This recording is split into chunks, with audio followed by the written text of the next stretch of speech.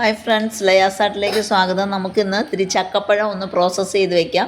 അതിനായിട്ട് ചക്കപ്പഴം വൃത്തിയാക്കി ചെറിയ പീസുകളാക്കി ഇതേപോലെ ഒരു ഗ്ലാസ് വെള്ളം ചേർത്ത് ഉരുളിയിൽ അടുപ്പത്ത് വെച്ചിട്ടുണ്ട്. നമുക്കത് നന്നായിട്ടൊന്ന് വേവിച്ചെടുക്കാം.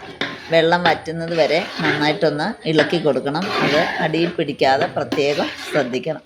വെന്ത് വന്ന ചക്കപ്പഴത്തിലേക്ക് ഇതുപോലെ ശർക്കര കഷണങ്ങളാക്കി ആഡ് ചെയ്ത് കൊടുക്കാം. അതും അതേപോലെ പാത്രത്തിൽ പിടിക്കാതെ നന്നായി ഇളക്കി കൊടുക്കുക. അല്പം നെയ്യ് ചേർക്കുന്നത് നല്ലതാണ്, അപ്പോൾ താഴെ പിടിക്കാതിരിക്കാൻ എളുപ്പമുണ്ട്.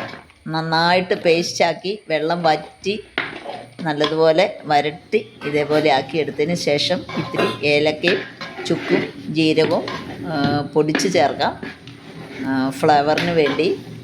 ഇത് നമുക്ക് പായസം ഉണ്ടാക്കുന്നതിനും അട ഉണ്ടാക്കുന്നതിനും ഹലുവ പോലെ കഴിക്കുന്നതിനും ഒക്കെ വളരെ നല്ലതാണ്. ഏകദേശം കുറയാതെ ഒരു വർഷത്തിലധികം എനിക്കിത് കീപ്പ് ചെയ്യാൻ സാധിക്കാറുണ്ട്. അല്പം നെയ്യ് കൂടി ആഡ് ചെയ്ത് വെക്കാം.